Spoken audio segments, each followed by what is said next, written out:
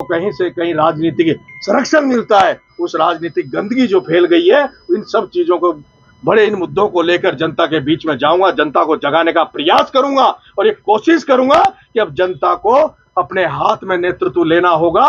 जनता को केवल वोट देने तक सीमित नहीं होना होगा, बल्कि जनता को अब खुद जागरूक बनना पड़ेगा, जनता को सतर्क होना पड़ेगा, जनता को ये पहचानना पड़ेगा कि जिस नेताओं को वोट देकर विधानसभा लोकसभा में भेजते हैं, अब उस जनता को ये तय करना होगा कि अगर उन्होंने गलत लोगों को अब तक वोट दिया, गलत लोगों को विधानसभा लोकसभा में भेजा है, तो अब उनको वो वोट ना दे, उनको माला नहीं पहनाए, अब उनको तमाचा मारें, उनका स्वागत मालाओं से ना करें, उनका स्वागत जूतों की मालाओं से करें। अब जब तक जनता नहीं जागेगी, जब तक जनता में क्रांति नहीं आएगी, तब तक इस देश का सुधार नहीं हो सकता। कई आंदोलन हुए, कई धरने प्रदर्शन हुए, अन्ना हजारे दिल्ली में आंदोलन करके बैठा, उसके अलावा भी आंदोलन हुआ, लेकिन देश की दशा कुछ नहीं सुधरी।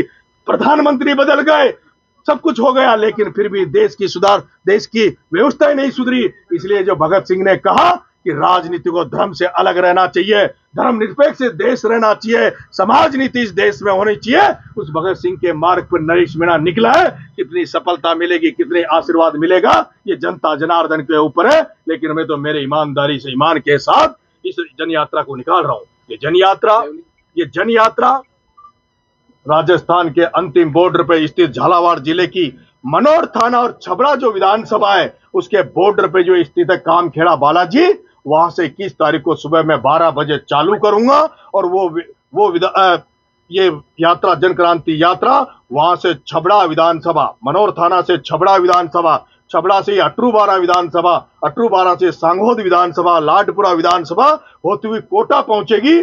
कोटा से ये लालसोट रोड पर लग के लालसोट, गंगापुर, पूर्वी राजस्थान, धौलपुर, अलवर, दौसा, इन सारे क्षेत्रों को कवर करती हुई जयपुर होते हुए चाकसू, निवाई, टोंक होते हुए इसका समापन मैं जो करूंगा वो इसी देवली उनियारा की धरती पर करूंगा। उसी नगर फोर्ट में करना चाहता हूं जहां जब मैं जेल में था, मेरी रिहाई के लिए लाखों लोगों ने वहां पर जो रैली की थी, वहां पर जो महापंचायत की थी, उसी जगह मैं इस रैली का समापन करना चाहता हूं। और उस दिन चाहता हूं कि उस दिन जब इस रैली का समापन हो, तो मैं चाहता हूं कि जो लोग जो मेरे आंदोलन में मेरे को छुड़ाने के लिए प्रयास कर रहे थे, आंदोलन की तैयारी कर रहे थे, जो लोग नरेश मीणा की रिहाई के बाद में जेल में आकर नरेश मीणा को आशीर्वाद देना चाह रहे थे, उन लोगों से मैं कहना चाहता हूं, नरेश मीणा की जो अकेले की रिहाई के लिए जब लोग आप आंदोलन कर रहे थे, तो अब नरेश मीणा इस राजस्थान के लाखों लोग, करोड़ों लोगों की शारीरिक स्वास्थ्य को लेकर, उनके आने वाले भविष्य के बच्चों के भविष्य को लेकर ये नरेश मीणा सड़कों पर निकल रहा है। अब ये नरेश मीणा का आंदोलन नहीं है, ये पूरे राजस्थान के सर्व समाज, सारी बुद्धिजीवियों का आंदोलन है। इसमें सारे लोग शामिल हो जाओ। मैं कहना चाहता हूं, अन्ना हजारे का आंदोलन का तो दुरुपयोग कर लिया गया होगा, लेकिन नरेश मीणा की जन क्रांति में अगर राजस्थान की जनता ने आशीर्वाद दिया, आप जैसे बुद्धिजीवी लोगों ने, पत्रकारों ने, वकीलों ने, जो भी राजस्थान में तबके हैं, उन्होंने आशीर्वाद दिया, तो इस जन क्रांति का फायदा वर्षों, हजारों सालों तक इस राजस्थान को मिलेगा। इसलिए मैं जन क्रांति यात्रा निकाल रहा हूं। क्या लगता है कि नरेश मीणा राजनीति का समरावता प्रकरण को जो अभी अधूरा न्याय मिला है, उसको पूरा न्याय दिलाने का कार्य मैं करूंगा।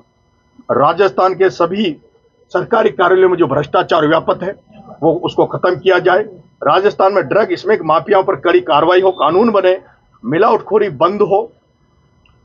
राजस्थान में छात्र संघ चुनाव चालू कराए जाए, राजस्थान में छात्र संघ चुनाव चालू कराए जाए। और मैं इसलिए कहना चाहता हूं कि अगर राजस्थान में छात्र संघ चुनाव नहीं होते तो नरेश मीणा आज आपके सामने नहीं होता। प्रस्तावित एक डूंगरी बांध जो माधोपुर में बनने वाला है, बनास पर बनने वाला है, वहां हजारों लोग आंदोलनरत हैं, उनको स्थगित किया जाए। उन आंदोलनकर्ताओं को इस रैली खत्म होने के पहले माननीय मुख्यमंत्री जी, सरकार उनसे बात करे और उनको राजी करे, जिस भी तरह राजी कर सके। लेकिन डूंगरी बांध से संबंधित जो लोग हैं, जो आंदोलन कर रहे हैं, उनको सरकार बुलाकर उनसे बात करे। राजस्थान की राजनीति में जो वंशवाद, परिवारवाद, जो पूंजीपति का है, उसको, उस गंदगी को दूर करने का प्रयास इस जन क्रांति यात्रा से जनता के बीच में पक्ष रखकर उसको खत्म करने का प्रयास करेंगे। जेल में जब मैं जेल में रहा तो मैंने वहां भी कई कष्ट देखे कि राजस्थान की जेलों में जो स्टाफ लगा हुआ है, राजस्थान की जेलों में जो स्टाफ लगा हुआ, कहीं ईमानदारी उनमें है, कहीं अधिकारियों में ईमानदारी है, जेल प्रहरियों में ईमानदारी है, वो सारे लोग बहुत दुखी है। इस बात से दुखी है, हम हार्डकोर बदमाशों क्रिमिनलों के बीच में रहते हैं और उसके बावजूद भी जो राजस्थान में बाहर जो पुलिस को जो पैसा मिलता है, तनख्वाह मिलती है, उनके पास तो और भी जुगाड़ तुगाड़ रहता है, लेकिन जेलों में कोई जुगाड़ तुगाड़ नहीं है दूसरा। इसलिए हमें भी जो वेतन जो पुलिस को मिलता है वो राजस्थान सरकार जेल में जो प्रहरी हैं, जो वहां के जो अधिकारी हैं, जेल स्टाफ है, उसको भी राजस्थान पुलिस की तरह ही उनको भी तनख्वाह दी जाए। मैं इसके साथ साथ जो राजस्थान में लगभग 30,000 बंदी जो आज की तारीख में बंद है, उन 30,000 बंदियों को जो मैं जेलों में मैंने देखा, उनकी व्यवस्थाओं को देखा, उसको लेकर भी मैं माननीय मुख्यमंत्री जी से निवेदन कर रहा हूं इस माध्यम से कि उसमें उन बंदियों को व्यवस्थाओं में सुधार किया जाए, उनके खाने में सुविधा की जाए, उनको किसी तरह का मानवाधिकार का जो उल्लंघन जेलों में होता है उसकी रक्षा करने का काम भी माननीय मुख्यमंत्री जी करेंगे। पेपर लीक की जो समस्या है उस पर सख्ती की, और ज्यादा सख्ती की जरूरत है, वो सख्ती की जाए और जो पिछले कुछ दिनों से नौकरियां जो नए रोजगार नहीं आ रहा उसको भी नए रोजगारों को प्रशस्त करना चाहिए।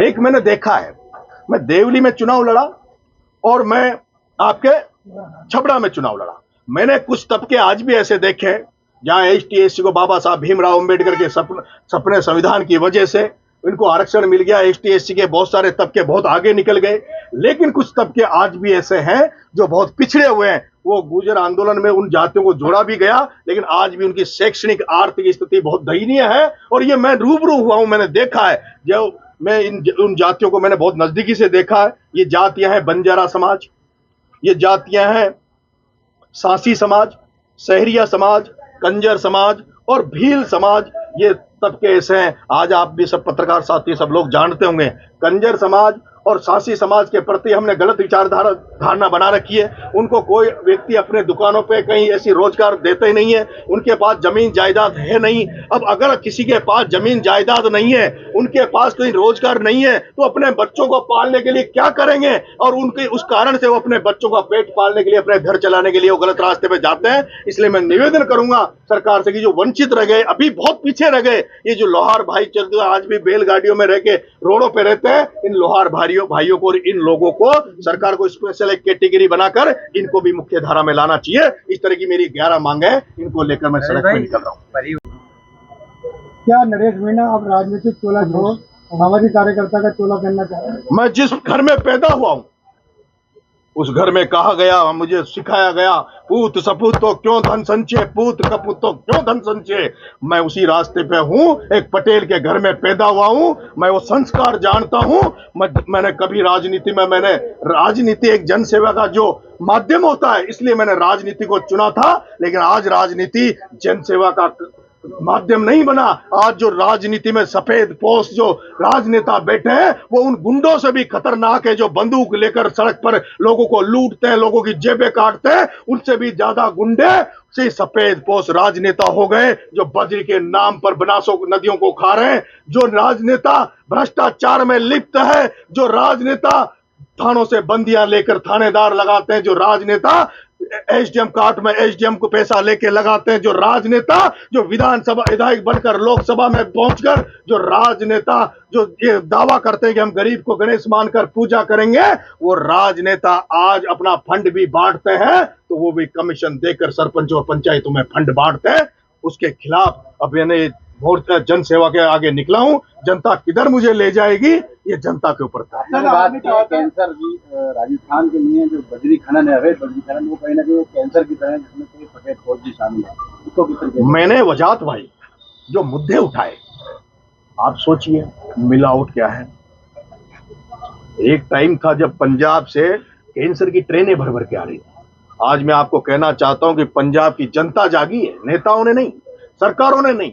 जब पंजाब की सरकारें फेल हो गई, पंजाब की राजनीति लोगों ने जब नहीं कर पाए, वहां के गांव में कमेटियां बन गई, वहां की जनता जाग रही है और वहां इस तरह की कमेटियां बनेगी। कोई नशा करता है उसको जेल में डाल दो, कोई नशाखोरी का धंधा करता है उनको जेलों में डाल दो। वहां पंजाब में इस तरह का चलने लग गया कि कोई नशाखोरी व्यक्ति जेल में पड़ा है, वहां के वकीलों ने एकता कर ली। वकील कहते हैं कि ऐसा कोई खोर नशा को जो बेच रहा है, जो लाखों लोगों को बर्बाद कर रहा है, उसकी हम जमानत नहीं कराएंगे। मैंने 11 सूत्रीय मांगों को लेकर ये जन क्रांति निकाल रहा हूं। ये जन क्रांति में मेरी केवल ये जो मैं कह रहा हूं वही नहीं, मेरी 11 सूत्रीय मांगे हैं। वो मांगे मैं आपको बता देता हूं क्योंकि टोंक आया हूं।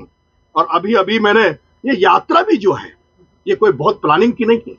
मैंने कल इसकी घोषणा करी थी और अचानक से परसों रात को जब मैं सो रहा था, मुझे लगा कि अब मुझे सड़क पे निकलना चाहिए, जनता के बीच में जाना चाहिए। अचानक से मैंने खुद के मन में ठाना और अचानक से एक बैनर बना के पिंक सिटी प्रेस क्लब में आपके साथियों के साथ जाके मैंने इसकी घोषणा करी है। और इतने कम समय में मैं जा रहा हूं इसको लेकर 12। अब मेरे को कितनी जनता जनार्दन आशीर्वाद देगी ये उसके ऊपर है, क्योंकि मैं जेल से निकला हूं, मेरे पास फोन है नहीं, मैं लोगों से संपर्क कर नहीं पा रहा। जो सोशल मीडिया से लोगों के पास जानकारी जा रही है, जो मीडिया के साथी मेरे जो जानकारी भेज रहे हैं, उसी माध्यम से जनता के बीच में जानकारी जा रही है। अब कितना आशीर्वाद मिलेगा ये जनता के ऊपर है। लेकिन मेरी ये यात्रा है वो 11 सूत्रीय मांगों को लेकर रहेगी।